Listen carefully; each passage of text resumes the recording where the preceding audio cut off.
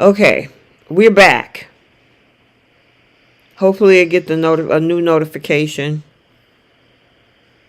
Okay. I'm waiting for it to show on my side. Okay. Well, there's the notification. Okay, hopefully people start coming on in. We was talking about Kyle. Okay, we're going to give it a couple of minutes. Hey, Dewan, I don't know, Dewan. I think the signal. Yes, we did start over. We are online. I'm up. Yeah, I think somehow the last signal dropped or something. So I don't know what happened, you guys. Hey, Myra. Okay, how many people we got in the new chat, Bree? Okay. Melissa, I don't. Oh, I'm sorry. Go ahead. Almost 20 people. Okay. All right. Sorry about that, you guys. I don't know. I think I lost signal somehow. So my apologies. I don't know what happened. But we're back. We are online. And we were talking about crazy Kyle. But go ahead. What were we saying about Kyle, girl? I'm sorry. I don't even know where it cut off at. What was the last thing everybody heard? I was making fun of the fact that he has a square head and he looked like Johnny Bravo. Maybe Kyle cut the laugh. I wouldn't put it past him since he likes to hack in people's computers. He probably hacked into this live stream too. Oh my goodness. Kyle. Oh, he's going to be in rare form tomorrow though. Oh my goodness. But I cannot wait to see it. I know. But we got to talk about Sharon. I got to say, Sharon obviously thought this thing through. What did you think? For a crazy person, she is taking this all very well. She's not being, super erratic. She's still talking to herself. My thing is, I'm surprised no one's really picked up on the fact that her emotions completely just changed to where she needed time to herself, and then one day she's baking brownies and cookies, and the next minute she's getting ready for a date that she made up in her head. I know, right? She got all dressed up and cute, and then she fantasizing about getting it on with Nick, and then Cameron's like, look, he left you in the park in the driveway. Exactly. He said, are you thinking about that? But honestly, did you pick up the chemistry between these two at this late date? I think they always just have this good chemistry. I don't think he's thinking of her. We're speaking of Nick, right? Mm-hmm. I don't think that he sees her romantically. I think it's really all in her head. She's really romanticizing everything. And I think he's just concerned just to see if she's even okay. He just loves having his cape on. He loves saving the day. He's just like Liam. So well, that's true. Yeah, so he just allow these women, that's why he's even balancing time between both her and Phyllis right now, because he just forever wants to save the day. Yeah, that's Nicholas. But the interesting thing is she was really laying it on thick. I gotta say, she looked real cute in the dress. I love that dress. And I honestly, she was looking at this as a romanticized thing, whereas Nick was just like, I just want to have dinner with her to check and see if she's got her head back on straight. You know what I mean? So I don't know. Yeah, I would like to see those two back together. I think they would be cute together. Because we haven't seen them in a while, but look like according to Mariah and Tessa, when Faith was saying that they should get back together, they was like, I don't think that's a good idea. And I'm like, why not? I can't see that being a possibility once he finds out what she did. Oh, of course. I mean, right. But, okay, so I tossed this idea around with the group earlier, and you might have heard me in the midday chat, right? about the fact that maybe she didn't do this. Maybe, and this is just me speculating, and let me know what you think about if they went with this twist to get Sharon Case out of this situation. What if this is a situation where, because she blacked out, right? If this is, what's that girl name? Daisy. What do you think?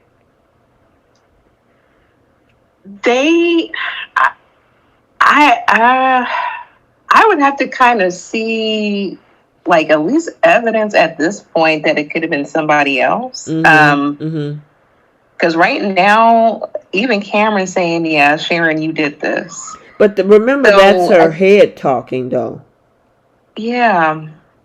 I'm like, why would Daisy, for one, break in and then attack Heather and then just leave everything there? Like, I mean, it would be a really interesting twist. It'd be a really awesome twist. But I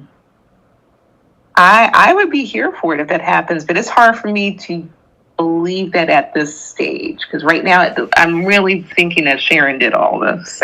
Well, I mean, because why would they have her black out and wake up on the couch? Okay, so what we remember that happened, Sharon pushed her on the floor. That's what we did see. Heather looked up, and then everything went dark. Sharon wakes up on the couch and look on the other side and realize that the girl is bleeding out the back of her head. Now, the only reason that Cameron is saying that is because Cameron is also part of Sharon's thoughts. So Sharon in her mind is thinking like, I'm the only one here. She's there, or she's on the floor. I must have done this. Because Cameron is not a separate entity. Cameron is deceased. This is just her thoughts with the face of Cameron. So, of course, she's going to automatically think she did it, which is why Cameron is saying what he's saying, right? But it would be an interesting twist, because what if they brought her back? She wanted Heather out of her life. All this mess that's going on that happened with Lucy. Maybe Daisy wants to be back with her daughter and decide to get Heather out the way. I mean, I think it would be an interesting twist, in my opinion. I don't know. It would be like a crazy, series of events, because I'm like, how would she know Sharon was going to be there? I don't know. Of course, in like soap fashion, like they can definitely make this happen. There's no realm where they can't do this. But it's just hard for me to believe right now. But I don't hate it. I don't hate it at all. The only thing I hate is the fact that they're not bringing Paul back. Oh, yes. Go ahead and open the door to that conversation. The stupidity of bringing this man up in storyline. And then you had Daniel say, like, I can't do this without you. I need for you to come here. So we're anticipating. Like, I was excited. I was like, we might get Doug Davidson. Or, if they recast him, that's fine. Like we get Paul back. And then they did like a complete cop-out and said like, oh, he had a heart attack. He's not going to be able to make the service. Girl, when I heard that, I was like, no, y'all didn't. Y'all actually gave this man a heart attack so y'all can figure out a way not to bring him back to town. And it's like, why bring him up at all? Right. And I even said in my midday live, Bree, I said, they didn't even have to show him. If they couldn't get the actor, because there's a lot that, from what I understand, maybe had happened behind the scenes. If they don't want him back and you want Paul to be part of the storyline, remember how they did Ray Rosales' funeral? Sharon and the family walked out the door. We went to a commercial. They came back in the door and said it was a good service. Remember that? Yeah.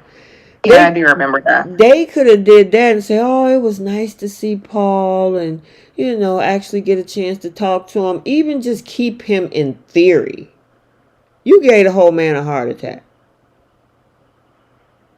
A complete disrespect to the actor for one and the fans, because the fans were going over to that man's page and be like, are you coming back? Are you coming back? Like, do you know, like, did they not know what that was going to stir up and cause? Like, that was his only daughter.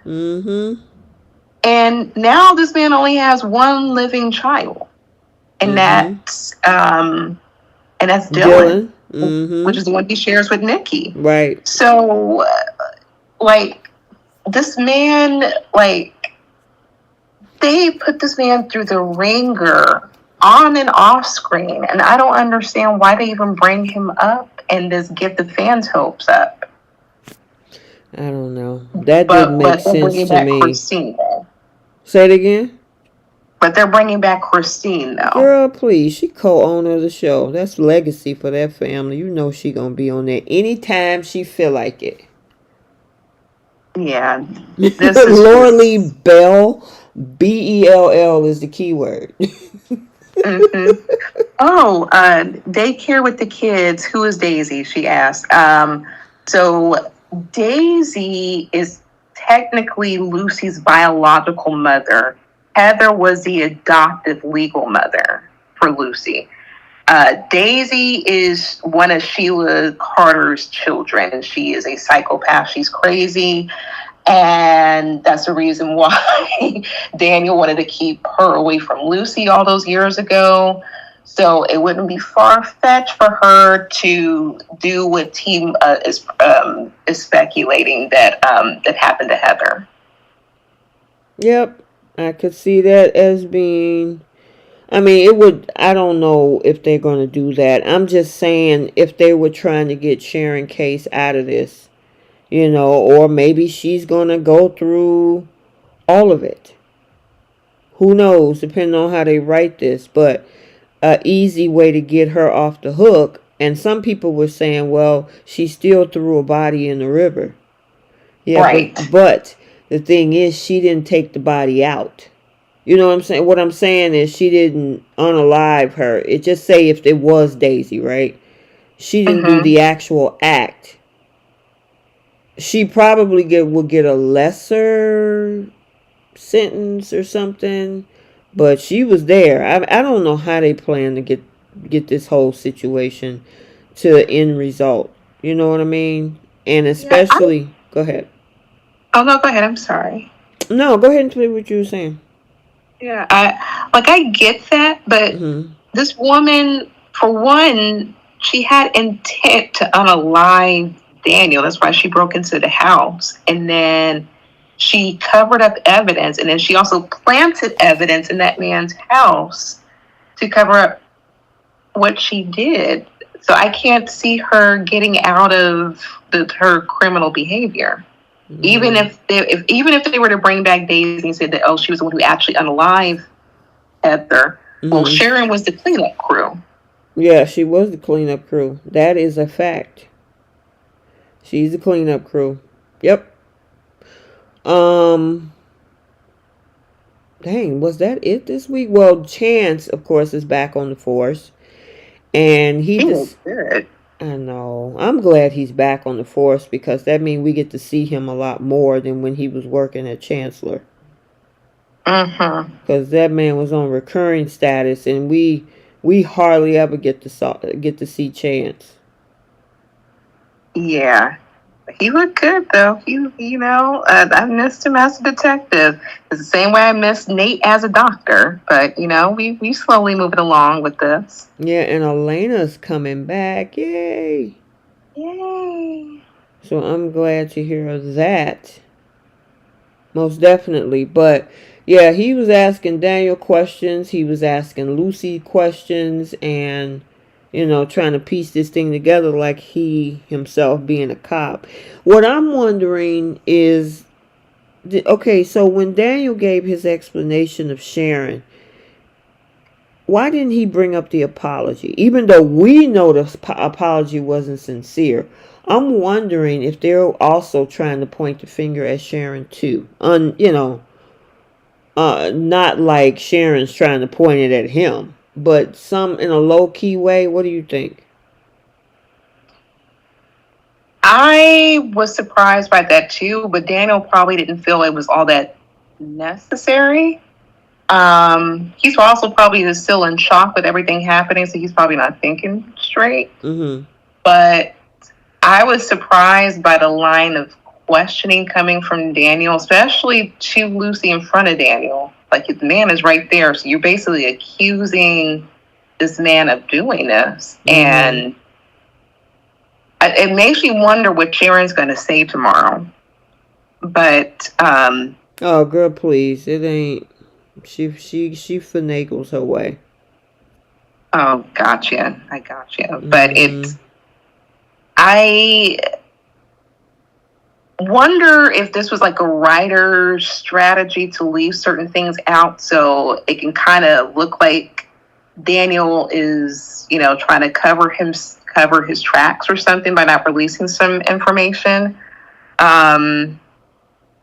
I don't know. I'm curious to see the direction they're going to go in, because obviously they're going to pin this on Daniel, which is unfortunate.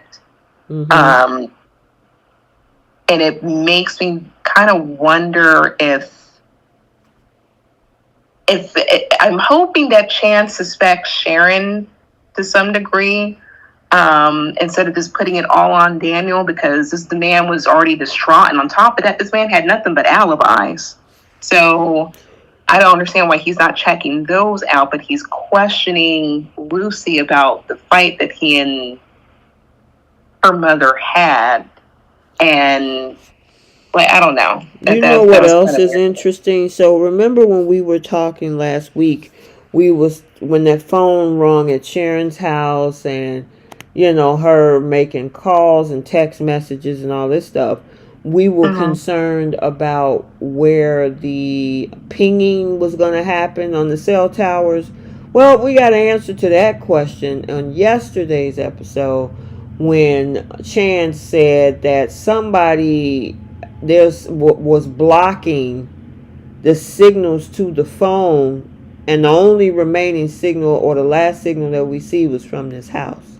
Did you notice he said that?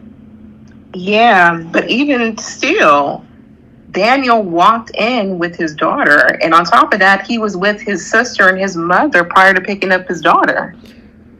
And he can account for the time too, the time he left, and the time he picked up his daughter, and the time they went back to the house. And if the ping doesn't match the same thing that shows on their scale, as far as the time that Heather was there at the house, then Daniel should be in the clear. Well, let's see, because remember, Daniel called, darn it, Heather called Daniel. Remember when Sharon was at the house? He didn't answer the phone, am I correct? She hung up the phone. So it rang a couple times, and then she hung up. Yeah. So then he left. He was at the table with Phyllis when he got that call. Was he over at GCAC with Lucy? He was with Lucy, because when Heather came in, because she was asking Sharon, why were you there at the house? And Sharon said, oh, I'm waiting for Daniel. And she was like, no, I know that Daniel is with Lucy and they're having ice cream at GCAC. Right. Yeah, it's going to be interesting. We'll be speculating all night, girl. We got to move the bold, but yeah, we'll see what they're going to do and where the direction of this storyline is going to go. It's going to be interesting, to say the least, but I would say it was a pretty good last few days. Tomorrow I saw half of it, but because, I was out and about, and it was pretty good up to the point that I saw. Oh, okay. I cannot wait to watch it. I'm definitely with Kyle. Girl, Kyle he gonna piss you off. More than he has already? Okay. Oh, girl, I'll take that. Yeah, it's bad. I think the only person who's made me mad is Michael so far. That man made me mad. Yeah, well, be prepared for Kyle tomorrow. And he's smug about it, too. He don't give a rat's behind. Oh, I can't wait to see that. Okay. But you know what? Part of this is Jack and Diane's karma. So as bad as I don't condone children disrespecting their parents, in Soapland, Jack, this is something that you should have nipped in the bud 6 months ago. Yep. But no, you wanted your wife and your son to figure it out. Well, unfortunately, you're supposed to be the leader, so you didn't do your job, sir. Yeah. You were And too it's his own busy. Look, company. he was too busy trying to lead Nikki. And they don't talk anymore at all. Girl, no, because Nikki's so far up Victor, knowing that man finna give her chancellor. Please. She ain't finna be sniffing around Jack for what? It's like my husband finna give me a whole empire. Jack who? He could have been and done that too, even when she was dealing with the alcoholism. She just chose the man who was going to enable her. But Victor dangled basically a whole job in front of her, and she's like, "Okay, let me go back to my husband." Like, yeah, she got an order real quick. Yeah, she sure did. All right, let us move on. B&B. And we got kissy face going on. We're hoping Hoarder. Hashtag Hoarder. All right, go at it, Bree. What you got on Hope and Quarter? I feel bad for Carter. He's a fill-in for Thomas. I'm gonna keep saying that because it's just true. They both stick out like a sore thumb. They threw these two people together. Now, if they make it hot and spicy, we get some love scenes out of it, then I won't hate it. But anytime they throw Liam in the mix of anything, we know the direction these girls are usually going to go in, especially Hope. Well, I don't know. Because this here's the thing. Friday 11th, Liam is supposed to put an offer on the table. Now, I'm not saying it's not going to happen, but I don't know if it's going to happen as this soon. So maybe what you're saying, it might happen down the line. You know what I mean? Mm-hmm. Because we're going to get this hot kiss. I don't know which one is going to come first in that episode. Whether the kissing between Carter and Hope happened at the beginning and then Liam put the offer in at the end, or is the offer going to come in at the beginning of the episode and the hot kissing going to happen with Carter at the end of the episode. But those two things are happening on the 11th. So I'm curious if she is going to run to Carter after Liam put that offer on the table. Then I don't know if that's going to happen like right now. I mean, I could be wrong. Who knows? I mean, I wouldn't hate it. Let me be clear. I don't hate the idea of Hope and Carter just as long as it's a quick thing and it's in and out. Like, I would like for the character to have like a real love story, a real relationship. She's not going to give this boy that. You don't think so? What if they rewrite it? Because did you hear him? Who was that? Carter? No, not Carter. I mean, Liam was saying about him wanting kids, and he just got to find the right one to have kids with. And then they put the camera on Hope's face. Did you notice that today? Yeah, I did. I'm like, they are really trying to butter us up for this coupling. Mm-hmm. But I'm just not completely sold yet. Once again, I need to see like more than just these kissy scenes. Mm-hmm. And even like their interaction, a little flirtation interaction, it just felt like they just threw those two together. So it feels like forced to you. Yeah, there's no build-up. Okay. Like this literally came out of nowhere. There was like no flirting, like with like the weeks leading up to this. There was nothing. It was just they just like, oh, Carter thinks about Hope in her underwear, and now they're kissing. It just felt just random. Yeah, I But mean, that's a just lot of me. that is predicated on how they wrote that in. I mean, I would, cause she don't even think about fans. She's not having any migraines anymore. She's not doing any. Right. I mean, seriously. So at this point, they just said, okay, scrap the fan story with Hope fantasizing. Let's pull somebody else. Oh, Carter. Okay, yeah, let's have Carter interested. That's what Uh-uh. it seemed like they did in the writing room. Yep. So, Yeah. You know what I think? hmm. I think they were probably expecting Thomas or like Matt Atkinson to come back around this time. So they just had to throw some sort of storyline in. To be honest, that's what it feels like. But I don't know why Um, they would have thought that. His wife is having that baby this month. So, I mean, I don't know. That's this whole situation with I don't even. I'm at the point I don't even think about it anymore. I'm just because the thing is everybody's asking where Thomas is, and oh, Thomas needs to be with Hope, and Hope is still pining for Thomas and all that, and there has been no sightings of this man since May. nope. I think the last thing I saw on his IG, he was like riding a motorcycle or something. Well, I've And seen that's him like it. at his wife's baby shower with some of the other cast members. You know. Oh, I need to check that out. But once again, it was nothing to do with his job. Mm mm. And I understand, he wants to focus on being a dad. That's perfectly fine. I'm a firm believer. Don't hold a character hostage. Just But recast he this man. can't hold them. It's up to the writers of the production team to say, okay, you know what?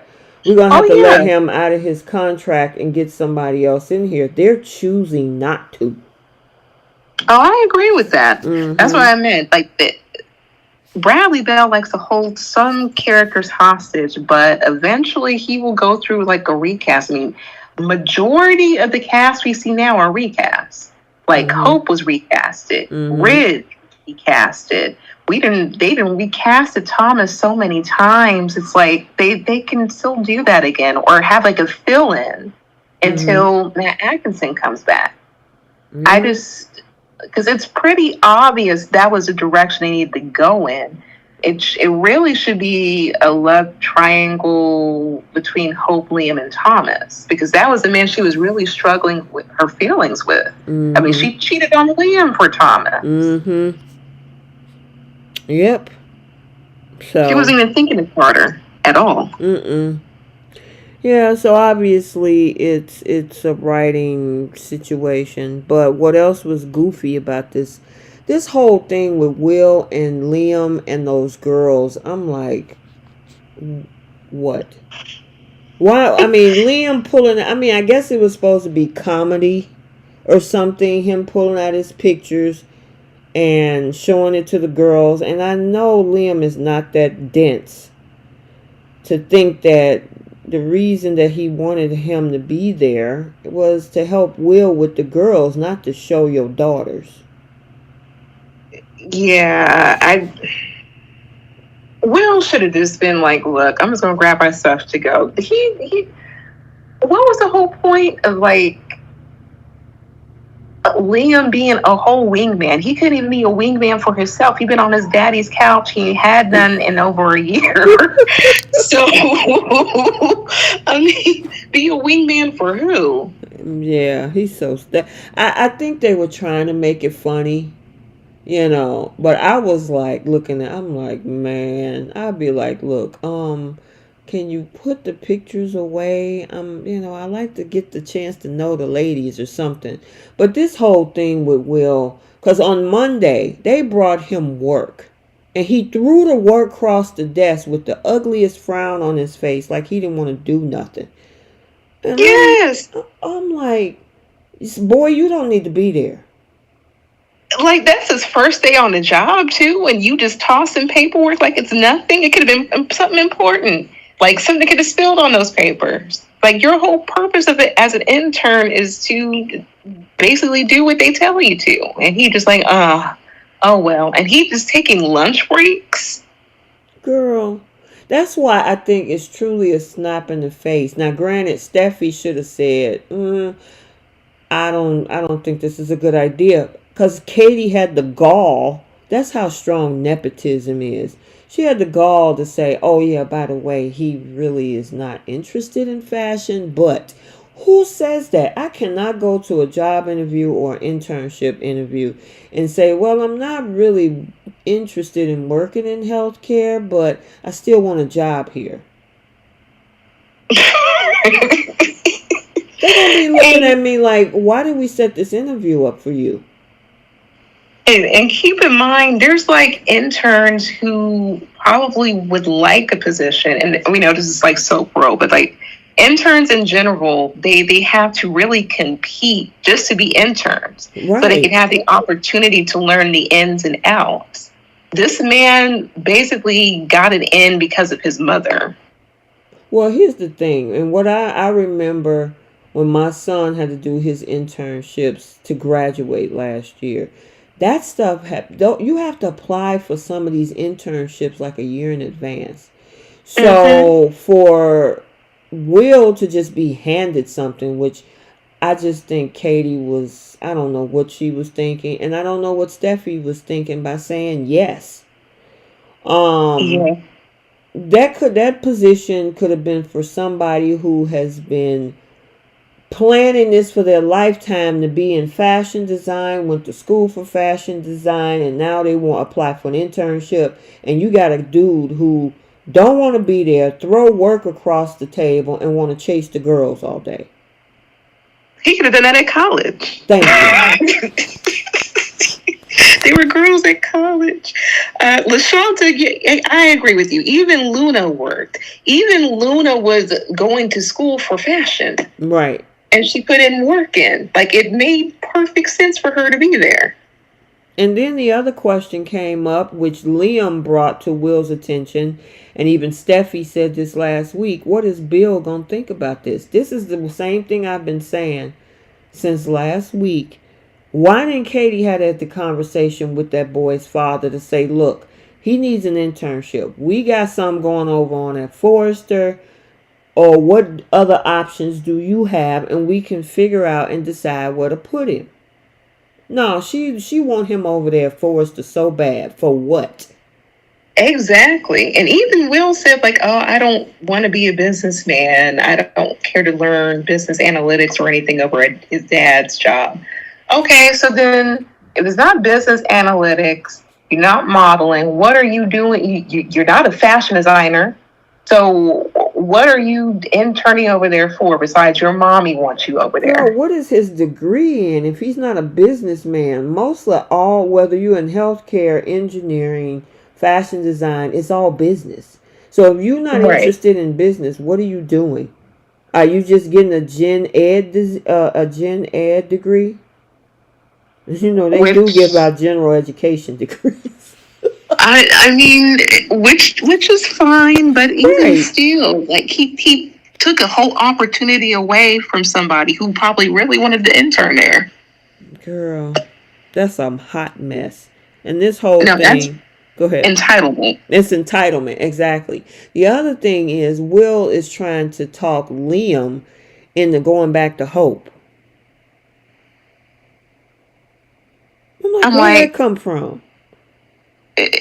he, nobody needs to listen to Will because he can't even make up his mind about his own mama and his daddy. One minute he want them together, next minute he don't want his mama to go over back to him. Then he's trying to play matchmaker. Then he's telling his mom, "Don't do this for me, do it for you." But nobody needs to listen to Will. Mm-mm. He can't even take his own advice Nope. about his own life decisions. Mm-hmm. Everything is just up in the air for this boy. Same way he threw them papers up in the air.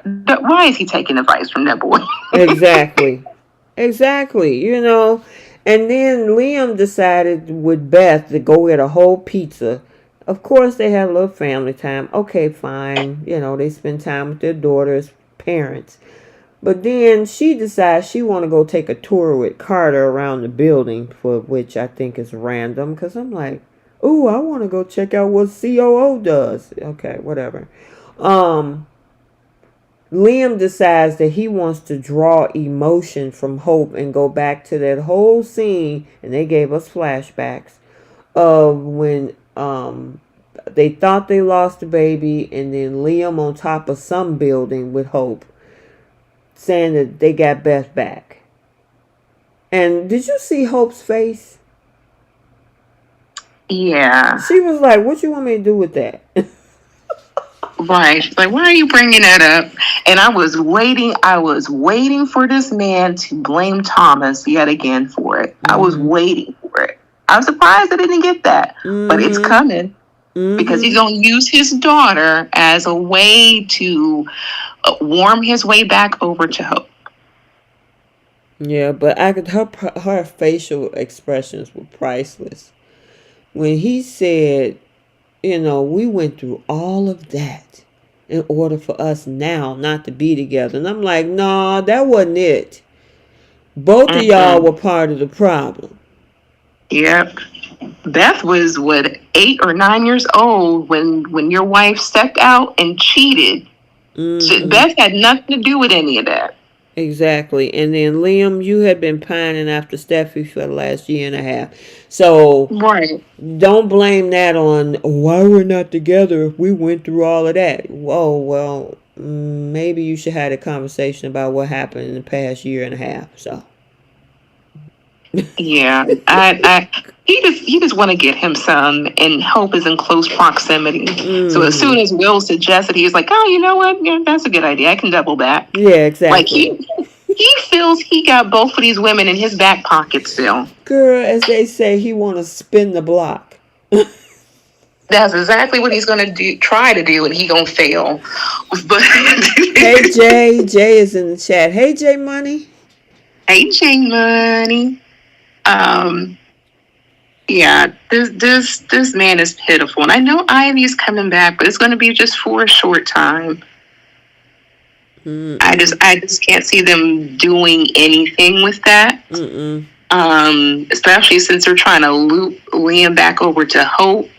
So I don't know, but I just found it funny that once again he take any opportunity. If he can use his kids, he's going to do it. He uses his kids all the time to go try to see what's going on with Steffy. Like, Kelly left her book bag, or she left her teddy bear, or she left her blanket. It's always something. He using them kids all the time to get with these women.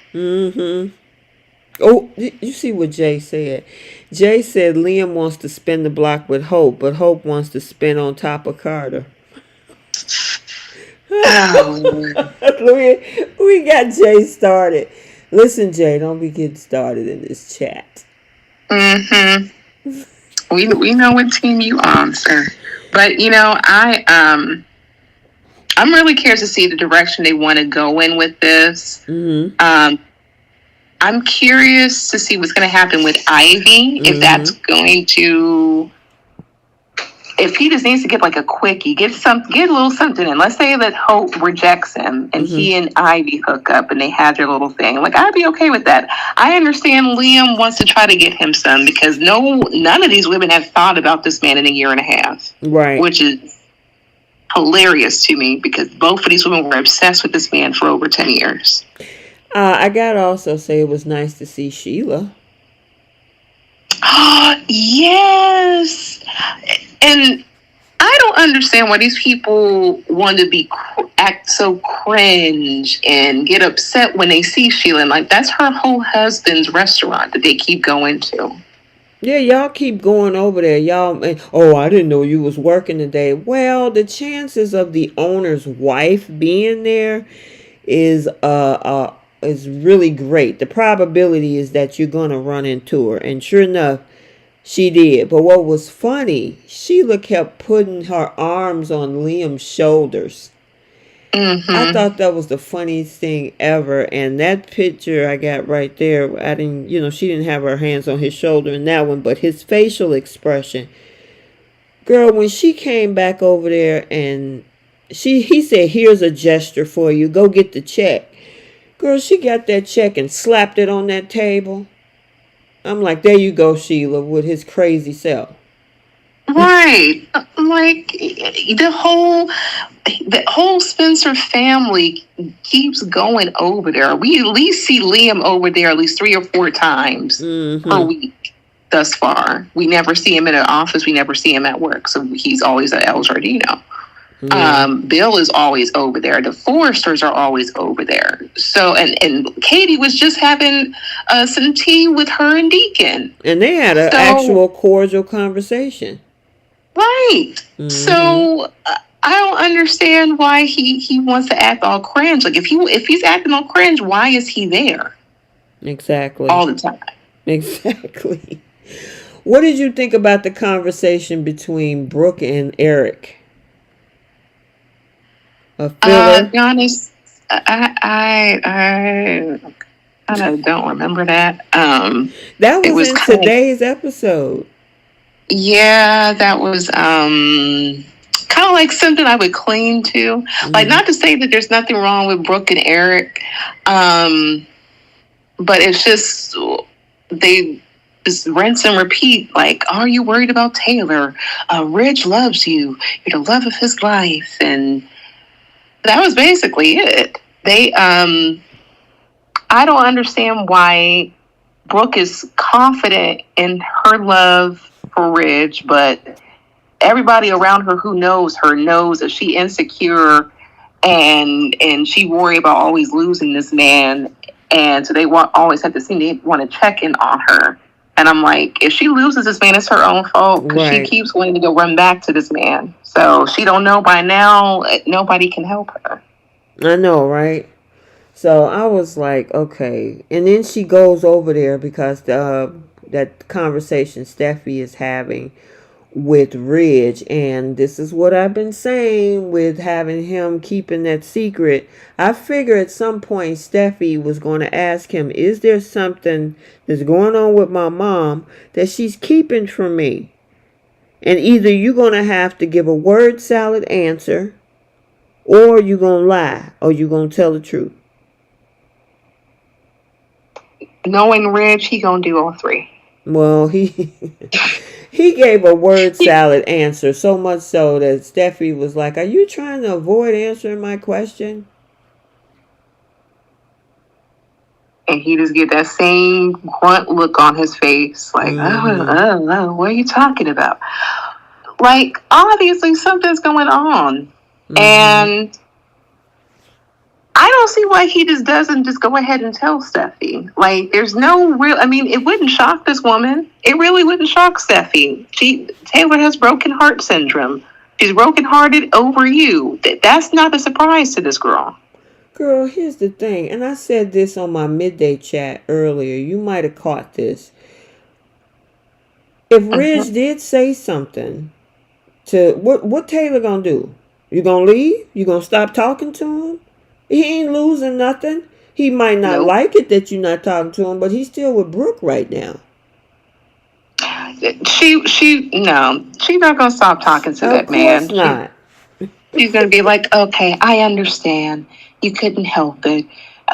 She would immediately forgive this man. Of course. That's why I'm like, you might as well just go ahead and just tell Steffi. It's not gonna change anything. And KH, Steffi said today that Taylor has a broken heart. And you see Ridge gave that look like, I'm like, dude, you gonna let Taylor pigeonhole you in the corner with this secret? Okay. I mean, she don't even have to tell Eric, Brooke, RJ, or anybody else in Forrester, Carter, but only other person besides the two doctors would be Steffi and Ridge. Why not? Tell Steph. Right. I agree. Like, I don't think, like, if he's committed to, if he's committed to Brooke and he's not worried about anything like shaking, that bond that they have allegedly, him telling this stuff about Taylor shouldn't affect anything, because what is Steffi going to do? Try to put her parents back together? If he's 10 toes down with Brooke, it shouldn't matter. Exactly. That's what Brooke told Eric. Oh, I'm not worried about him. I am confident in the love that me and Ridge has. Yeah, okay. Yeah. When?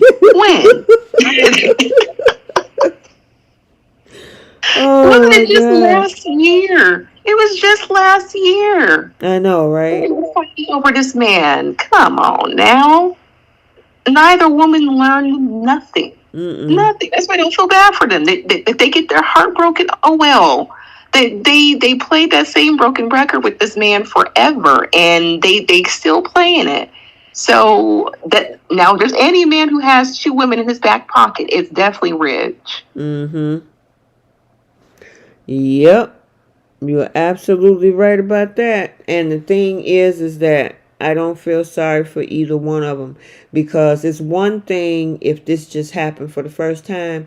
Y'all been going back and forth. Well, he's been waffling to Brooke, to Taylor, to Taylor, to Brooke, back and forth for the past almost 3 decades. Yeah. They got grandchildren. Like Eric didn't had a couple of wives in between that time. He knows how to quickly move on from somebody. Right. But neither one of these ladies just cannot shake off Ridge for whatever reason. Like if this was 1980s, 1990s Ridge played by Ron Moss, I can see that, because that man was fine. Not to say there's something wrong with Thorson, but Ridge got to be well into his 60s right now. Like there's nothing new with this man. Absolutely nothing new with this man. They know exactly what they're gonna get, and this man will not decide between either which woman. He'll say it, but he'll say that he loves, like, his Logan is the love of his life. And in the next scene, we see this man hugged up with Taylor, rubbing her back and rubbing her kneecaps. Come on now. Girl, please. I mean, this been going back and forth. Then the women decided to have a pact that didn't last barely a week. And then they were at each other's throats. She left, of course, with Krista leaving and this whole thing. And now she's back, and we're back under the same type of triangle once again. It's just like, y'all can't get this girl a new man. Learn from, even as much as I have my issues with Steffy when it comes to how she deal with her husband, but at least she decided to get off that gravy train with Liam. It took a minute. It took a minute. She was stuck on stupid like her mama too, but she got some common sense, and she got her man. They have a child together, and she's sticking with that man. Good for her. Girl, so it took what, possible. 10? It took 10 years versus 30 for her mama. Her mama's a lost cause. I mean, she talking about broken heart. You should be embarrassed because of the fact that you keep putting yourself in a situation with this man. You keep, both of them, Brooke and Taylor, keep allowing Ridge to bounce back and forth between the two of them. And then when one is with the other, they fight for him to come over there. And when they got him, the other one fight for him to come over there. And he keep going back and forth. And this has just been this merry-go-round for the last 30 years. A merry-go-round by choice. Exactly. By all the key players. By everybody. That's why I can't feel sorry for them. Nope. And at this stage, like, Brooke, just be happy you got a companion. I don't want her to... I'm so sick of them bringing up the marriage thing. Like, when Bill brought that up, I meant to say this last week, about the marriage thing. Like, why are you bringing that? As many times this woman's been married, like, what is she going to do? Walk down the aisle... She better not have no white wedding dress. It should be charcoal. But what's the whole point? Right. Like she gonna lose this man to another woman because he cannot help himself. Yeah. He can't. He can't help himself. Nope. Not at all. Dusty Destiny card. Did you say Dusty Destiny? She said a Dusty Destiny card. Girl. Yes. I remember that. Mr. Allen. Girl, I remember that. That is hilarious. I used the Dusty Destiny card. Because that's exactly what it is. It's like, why we continue to go through this? So, nope. And here we go again. Dang, did we cover everything? Pretty much. It really didn't nothing really happened this week on Bold. And yeah, daycare with the kids. Yeah, Ridge and Brooke, they're not married. They had talked about marriage last year, and Brooke was talking about, oh, I'm going to make my own wedding dress. Mm-hmm. Sure did. That was in like February, I think. Remember? Or sometime. January, February, something like that. But they haven't even nearly brought it up at all since then. Nope. Nothing. Nope. And then Brooke is talking about, well, we don't have to be defined by marriage. When? When? Like, what is she waiting on? She just wants to be this long-time girlfriend to this man. Right. And they had kids together. Like, come on now. But, okay. However she can keep this man. Whatever you say. Uh-huh. Girl. Just pathetic. Pathetic. Well, I guess that is all. We did cover everything. Yeah. I can't wait to see what happens Thursday. I'm trying to brace myself with the storm. Supposed to be coming in Central Florida around midnight. Oh, God, that is... Oh, because I knew... somebody told me 8 o'clock. But obviously, it's later. Well, it made landfall over by Sarasota around 8:30. So, and thankfully, it came down to a Category 3. So it's moving along, and it should make its way to Orlando, where I'm at, around midnight, 1 a.m. So, just kind of took my mind off of it a little bit. So, I thank you guys. Yeah, girl. I just want to make sure that you and everybody in the affected areas are safe.